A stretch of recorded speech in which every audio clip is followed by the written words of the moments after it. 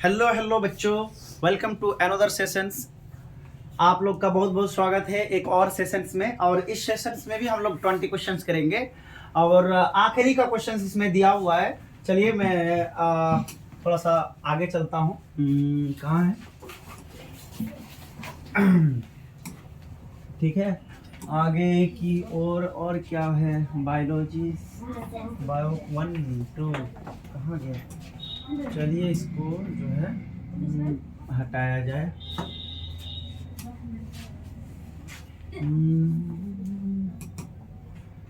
Next हमारा जो है आ रहा है, स्लाइड खुल रहा है। ठीक है, आ गया है। सैंपल पेपर 2 है ये, और इसमें भी हम लोग 20 क्वेश्चंस ही करेंगे। अब आप लोग रेडी हो जाइए कि किस तरीके से क्या करना है नहीं करना है। बहुत ही ज़बरदस्त क्वेश्चंस होने वाला है, आंसर भी बहुत ज़बरदस्त आंसर होने वाला है। चलिए, सबसे पहला क्वेश्चन आपके स्क्रीन पर आ चुका है।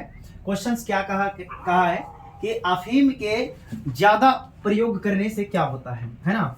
अफीम के ज्यादा प्रयोग करने से क्या होता है? इसको काट दिया जाए थोड़ा सा। हाँ, तो यहाँ पे क्या बोला है? अफीम के अधिकतम प्रयोग से होता है, क्या होता है? Excessive use of opium. तो ये हो जाता है loss in weight of body, body का जो है वजन घट जाता है। फिर पूछा है कि लॉस ऑफ एपेटाइट, भूख की कमी हो जाता है। इनफर्टिलिटी यानी बांझ का भी शिकार होता है। तो इसका जो है ना, सारे के सारे जो है ना हो सकता है, ऐसा कोई दिक्कत की परेशानी की बात नहीं है। ये सारे के सारे आंसर हो सकते हैं, यानी कि आपका डी नंबर आंसर हो जाएगा। ठीक है, दिख रहा है, विजिबल है, यानी हम डी बोले आपका। ठीक है, ऑल ऑफ दिस यानी भूख की कमी भी होगा। ठीक है, दूसरा ये होगा कि बॉडी का वजन भी घटेगा और इनफर्टिलिटी होगा। साथ ही साथ कई सारे चीजों में जो है ना दिक्कत परेशानी होगा। वैसे आपको याद होगा या पता होगा कि जो ओपियम होता है वो बड़ा ही दर्दनाशक होता है। ठीक है, यानी कि हम लोग जो है ना, ये पेन किलर के फॉर्म में भी यूज किया जाता है ओपियम। ठीक है, मॉर्फिन जिससे हम लोग ये करते हैं, ऑब्टेन करते हैं। अगला क्वेश्चन की अगर देखा जाए, अगला क्वेश्चन में, तो क्वेश्चन नंबर 2 में देखते हैं हम लोग कि कोकेन प्राप्त किया जाता है। कोकेन कहाँ से प्राप्त किया जाता है? कोकेन प्राप्त किया जाता है पापावेर सोमनिफेरम से। तो इसका आंसर जो हो जाएगा बेटा इरिथ्रोजाइलम कोका से। इरिथ्रोजाइलम कोका से जो है आपका कोकेन प्राप्त किया जाता है। लीजिए, कोकेन में लिख देता हूं। ठीक है, ये हो गया कोकेन। अच्छा, पापावेर सोमनिफेरम से क्या प्राप्त किया जाता है? पापावेर सोमनिफेरम से आपका जो है ना ओपियम, ठीक है, ओपियम, ठीक है, पॉपी प्लांट से जो किया जाता है वो प्राप्त किया जाता है। ये आपका होमवर्क रहेगा कि आराका के टिश्यू से क्या प्राप्त किया जाता है। ये आपका HW रहेगा। और मैं ये बता देता हूँ, राउल्फिया सेरपेंटिना से क्या प्राप्त किया जाता है। तो वर्ड मुझे याद सही से नहीं आ रहा है, रेस्पायरिन, इस तरीके से ही कुछ मेडिसिन है जो कि मतलब जो है ना ज़्यादा हाई ब्लड प्रेशर वाले पेशेंट को दिया जाता है, जिसमें क्या बोलते हैं, आपका जो हाई ब्लड प्रेशर है, हाई BP है, उनको ठीक कराने के लिए किया जाता है। ये आपके हिमालय पर्वतों में पाए जाते हैं, पहाड़ों में पाए जाता है। तो राउल्फिया सेरपेंटिना का यूज जो है एक दवा बनाने में किया जाता है, जिसका नाम है, नाम सही से आप कर लीजिएगा, ये बता दीजिएगा कमेंट में। ठीक है, तो उसका जो है ना यूज जो है किया जाता है। तो आपका जो सही आंसर हो जाएगा वो इरिथ्रोजाइलम कोका से हो जाएगा। उसको भगाइए, तो ज्यादा हल्ला कर रहा है। नेक्स्ट क्वेश्चंस की अगर बात की जाए, कहाँ है क्वेश्चन से बेटा? 3rd नंबर क्वेश्चन, निम्नलिखित में कौन ह्यूमरल प्रतिरक्षा के लिए जिम्मेदार है? तो आपको पता होगा कि ह्यूमरल प्रतिरक्षा यानी ह्यूमरल एंटीबॉडीज जो होता है वो क्या होता है, नहीं होता है। तो एंटीबॉडी आप लोग पढ़े होंगे, एक तो CMI होता है और एक होता है AMI होता है। तो AMI वाले को ही ह्यूमरल बोला जाता है। और ह्यूमरल में आपका आ जाता है बी लिम्फोसाइट आ जाता है। ठीक है, ह्यूमरल में आ जाता है आपका बी लिम्फोसाइट में आ जाता है। और सेल मेडिएटेड में अगर पूछता तो बी नंबर आंसर हो जाता है। आई थिंक आपको समझ में आ गया होगा। ठीक, नेक्स्ट क्वेश्चन है 4th नंबर क्वेश्चन क्या पूछा है? समजात अंग क्या है? समजात अंग का मतलब ये है कि इस जो ओरिजिन हो वो सेम हो, लेकिन फंक्शन क्या हो, डिफरेंट हो जाए। ओरिजिन क्या हो जाए, सेम हो, लेकिन फंक्शन क्या हो जाए, डिफरेंट हो जाए, उसको हम लोग समजात अंग कहते हैं। यानी अंग एक समान अंग, लेकिन काम अलग अलग। जैसे आपको पता होगा कि एक जो है क्या बोलते हैं, स्प्रिंग वाला कुकुरबिटा का ये देखे होंगे। ठीक है, थॉर्न ऑफ बोगेनविला दिया हुआ है, और जो है आपका टेंड्राइल ऑफ कुकुरबिटा, यानी कि वो जो आपका ये वाला देखे होंगे कि यहाँ से कोई पत्ती है तो यहाँ से स्प्रिंग नुमा एक स्ट्रक्चर निकलता है, और एक कोई है तो यहाँ से अगर ये पत्ता है तो यहाँ से एक कांटा निकल के आता है, तो इसको थॉर्न बोला जाता है। इसको क्या बोला जाता है? थॉर्न बोला जाता है। और इसको बोला जाता है टेंड्रिल बोला जाता है। इसको क्या बोला जाता है? टेंड्रिल बोला जाता है। देखिए दोनों ही जो है ना एक जगह से ही निकला है, यानी कि पत्ते के बगल से ही निकला है, ठीक है। दोनों का ओरिजिन सेम है लेकिन काम अलग अलग है। ये प्रोटेक्शन करता है और ये जबकि क्लाइंबिंग करता है, यानी चढ़ने में मदद करता है, तो उसको कहते हैं। तो यहाँ पर अगर देखा जाए हम लोग का same body structure but different function, यही हमारा आंसर हो जाएगा। इसी को लॉक किया जाए, ए नंबर हमारा आंसर हो जाएगा कि बॉडी स्ट्रक्चर तो सेम हो बट फंक्शन क्या हो जाए? डिफरेंट हो जाए। इसको हम लोग क्या कहेंगे? होमोलोगस कहेंगे। और इसी का उल्टा अगर एनालोगस की अगर बात की जाए तो एनालोगस में क्या होता है बेटा? एनालोगस में बॉडी स्ट्रक्चर डिफरेंट हो लेकिन फंक्शन क्या होना चाहिए? फंक्शन सेम होना चाहिए। फंक्शन क्या होना चाहिए? सेम होना चाहिए। तो ये एनालोगस का ये होता है। चलिए आगे हम लोग निकल रहे हैं। अगला क्वेश्चन क्या है कि प्राकृतिक चयन का सिद्धांत किसने दिया था? तो प्राकृतिक चयन का सिद्धांत जो है दिया था, आपको पता होगा किसने दिया था? क्या बोलते हैं? डार्विन ने दिया था, है ना। ये आपका डार्विन आंसर हो जाएगा। लेमार्क ने क्या दिया था? यूज एंड डिसयूज का दिया था, थ्योरी दिया था। यूज एंड डिसयूज का जो है ना इन्होंने कॉन्सेप्ट दिया था। यूज एंड डिसयूज का अगर बात किया जाए, वाटसन क्रिक ने क्या दिया था? डीएनए का मॉडल दिया था। इन्होंने क्या दिया था? इन्होंने डीएनए का मॉडल दिया था। इन्होंने डीएनए का मॉडल दिया था। मॉर्गन ने क्या किया था?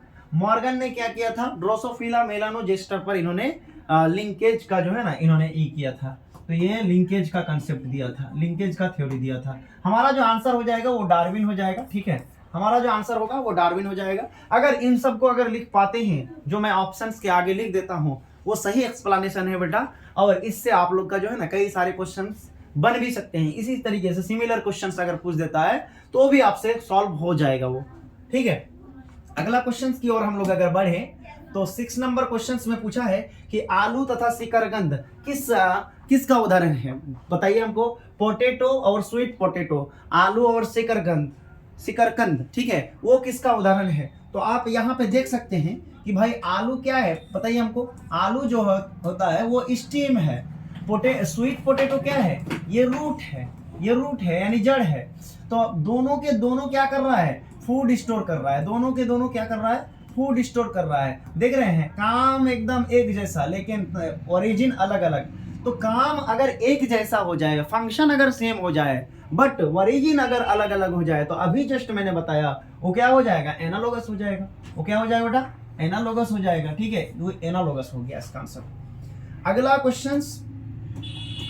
क्वेश्चंस की ओर अगर हम लोग बढ़े 7 नंबर क्वेश्चंस में, 7 नंबर क्वेश्चंस क्या पूछा है? किसने कहा था कि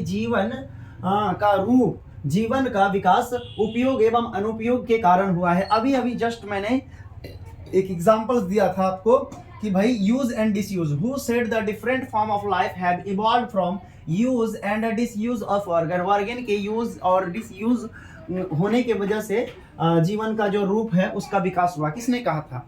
तो ये बेटा आपका हो जाएगा, आपका लेमार्क हो जाएगा। क्या हो जाएगा? लेमार्क हो जाएगा। इसका आंसर हो जाएगा। इन्होंने क्या दिया था? नेचुरल सिलेक्शन दिया था। इन्होंने क्या दिया था? नेचुरल सिलेक्शन का थ्योरी दिया था। इन्होंने नेचुरल सिलेक्शन का दिया था। मॉर्गन ने क्या दिया था? आपको पता होगा, लिंकेज और एक साथ ही था इसका and recombination, linkage and recombination, ठीक है। और मेंडल ने क्या दिया था? इन्होंने क्या दिया था? हेरेडिटी लॉ दिया था। इन्होंने क्या दिया था? हेरेडिटी लॉज दिया था। इन्होंने जेनेटिक्स का नियम दिया था। इन्होंने आनुवांशिकता का जो है नियम दिया था। 3 नियम दिया था, इन्होंने दिया था। तो इसका जो सही आंसर हो जाएगा आपका सी नंबर हो जाएगा। आपका 7 नंबर का सी नंबर हो जाएगा, लेमार्क हो जाएगा। अगला क्वेश्चंस की ओर अगर बढ़े हम लोग तो क्वेश्चंस क्या है? कौन सा कथन सत्य है, यानी सही कथन है? कौन सा कथन जो है बिल्कुल करेक्ट है? तो चलिए आगे पढ़ते हैं इसके कथन को। Analogous are result of convergent evolution. Analogous जो होता है वो कन्वर्जेंट एवोल्यूशन का रिजल्ट है। चलिए अगला option, homologous are result of convergent evolution, analogous are result of divergent evolution. एक बात बताइए हमको, आप पढ़े होंगे जो आपका क्या बोलते हैं होमोलोगस। जो होमोलोगस होते हैं वो कॉन्वर्जेंट से होता है कि डाइवर्जेंट से होता है? मान लीजिए इस जगह से, इस एरिया से सब कोई जा रहा है, तो इसको क्या बोलते हैं? इसको क्या बोलते हैं? डाइवर्जेंट बोलते हैं इसको। इसको क्या बोलते हैं, डाइवर्जेंट बोलते हैं। तो डाइवर्जेंट से होता है होमोलोगस का। और अगर यही बात की जाए कि कोई स्पेसिफिक एरिया है और सब कोई इकट्ठा जो है हो रहा है, तो इसको बोलते हैं कॉन्वर्जेंट। और कॉन्वर्जेंट जिससे जो होता है वो होता है एनालोगस। तो बता दीजिए हमको यहाँ पे क्या दिया, analogous are result of convergent evolution.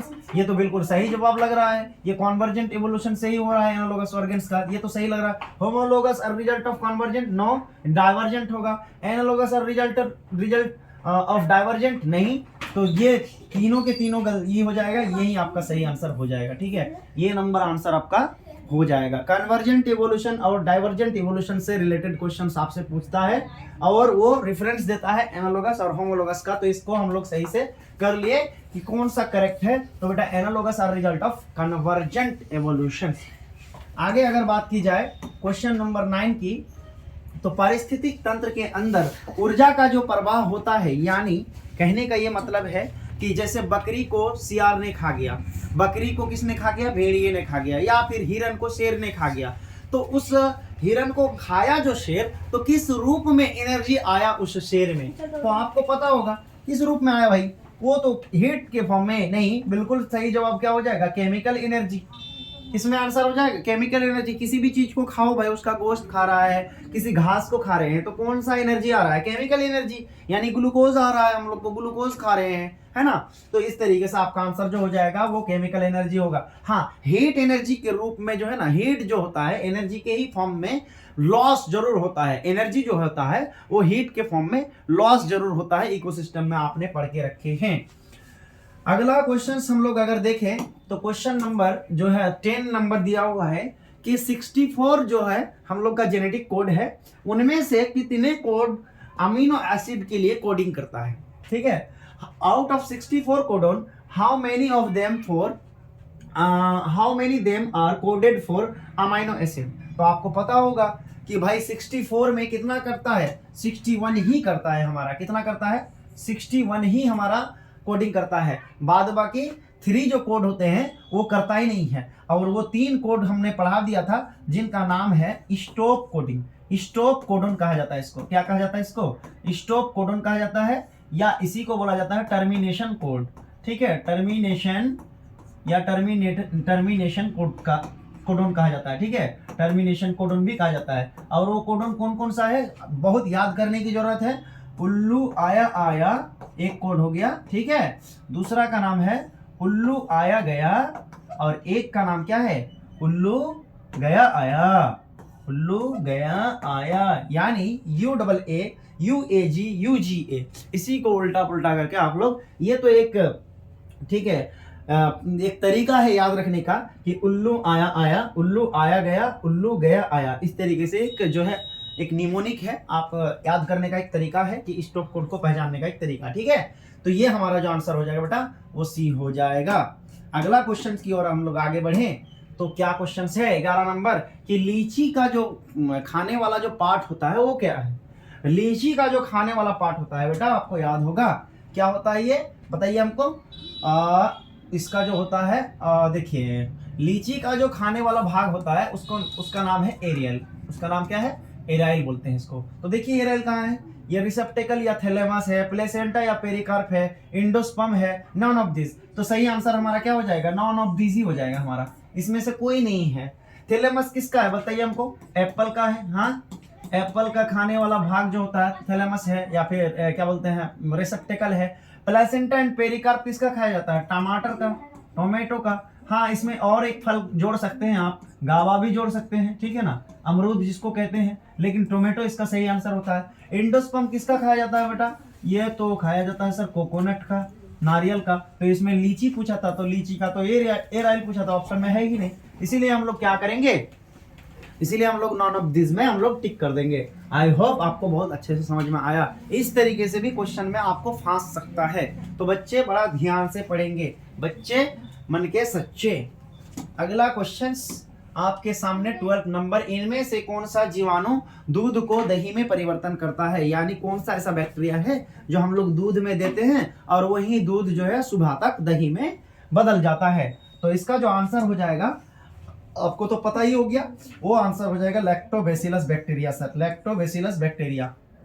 ये क्या करता है? अच्छा ये सब भी मैं थोड़ा सा ये कर देता हूँ, एक्सप्लेन कर देता हूँ क्या क्या करता है। प्रोपियोनी सार्मानी, ये जो होता है आपका स्विस चीज को जो है ना, स्विस चीज इससे बनाया जाता है, स्विस चीज आप लोग को पता होगा स्विस चीज क्या होता है। चीज जो होता है दो टाइप का होता है, यानी पनीर जिसको कहते हैं हम लोग, एक रिक्विफोर्ट होता है और एक स्विस होता है। सैकरोमाइसिस सेरेविसिया जिसका ईस्ट नाम होता है, इसको हम लोग इस्तेमाल करते हैं किसमें? ब्रेड बनाने में, किसमें? ब्रेड बनाने में इस्तेमाल करते हैं इसको, ब्रेड बनाने में। और भी इसका इस्तेमाल है, और भी इसका यूज है, जैसे दारू, शराब, विस्की, ब्रांडी वगैरह वगैरह बनाने के लिए भी हम लोग इसको इस्तेमाल करते हैं, क्योंकि ये अल्कोहल, ये क्या करता है? ग्लूकोज के साथ, ग्लूकोज में विदाउट ऑक्सीजन का जो है ना, ये अल्कोहल बनाता है, तो इसका अल्कोहल प्रोडक्ट। ये डी नंबर, ये आपके लिए होमवर्क रहा कि ये क्या करता है, इसका काम क्या है। तो ठीक है, इसका आंसर जो आप लोग कर लीजिएगा बी नंबर, इनमें से कौन सा जीवाणु दूध को दही में चेंज करता है, तो आंसर हो जाएगा आपका लैक्टोबैसिलस।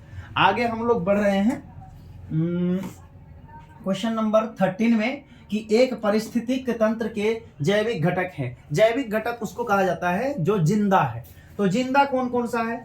क्या केवल प्रोड्यूसर है, क्या केवल कंज्यूमर है, क्या प्रोड्यूसर और कंज्यूमर दोनों है, या प्रोड्यूसर, कंज्यूमर, डिकम्पोजर तीनों है? बिल्कुल सही जवाब इसका जो आंसर हो जाएगा, लॉक कर दीजिए डी नंबर में। ठीक है, प्रोड्यूसर किसको कहा जाता है? जितने भी हरे भरे पेड़ पौधे हैं उनको प्रोड्यूसर कहा जाता है, यानी जिनको कोई खाता है। कंज्यूमर उनको कहते हैं जो दूसरे को खाता है, यानी प्रोड्यूसर को जो खाता है उनको कंज्यूमर कहते हैं।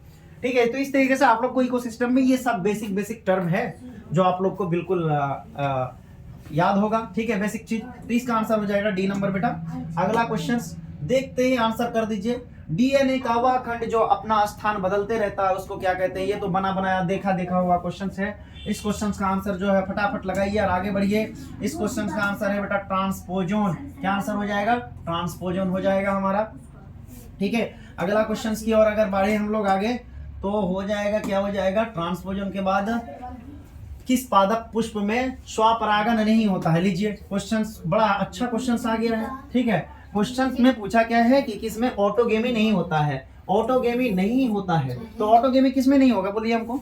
जो बाइसेक्सुअल फ्लावर नहीं है, जो बाइसेक्सुअल फ्लावर है उसमें तो होगा, जो यूनिसेक्सुअल फ्लावर है उसमें नहीं होगा। और इनमें अगर हम देखें जरा सा कि ए और बी और सी डी, यानी ये सॉरी ए बी सी, ये सारे के सारे में क्या होगा? ऑटोगेमी होगा।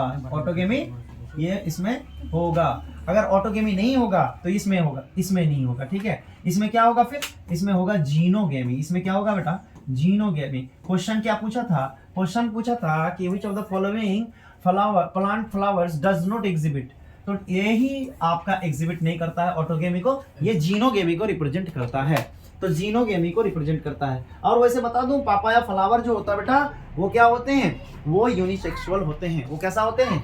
वो जो है आपका यूनिसेक्सुअल होते हैं। अगला क्वेश्चन की ओर बढ़े, और 2 क्वेश्चन 3 क्वेश्चन है, ज्यादा नहीं है।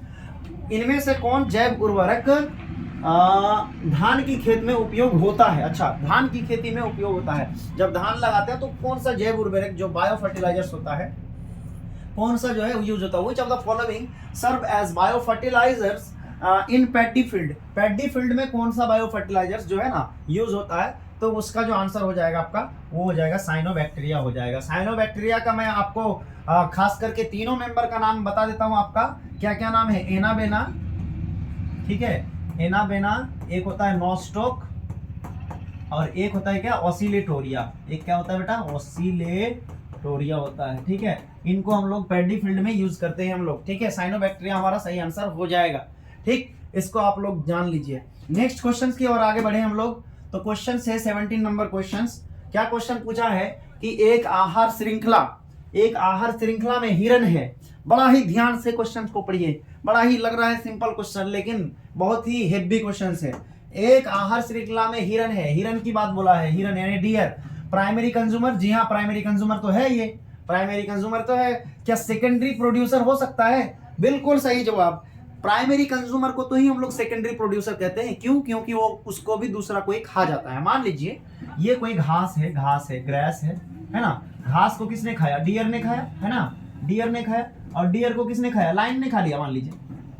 तो ये तो हुआ बेटा प्राइमरी प्रोड्यूसर। इसको बोलते हैं प्राइमरी प्रोड्यूसर, बोलते हैं प्राइमरी प्रोड्यूसर। इसको क्या बोलते हैं डियर को? इसको बोलते हैं प्राइमरी कंज्यूमर, क्योंकि इसने घास को खाया। क्या इसी का दूसरा नाम हम लोग कर सकते हैं सेकेंडरी प्रोड्यूसर?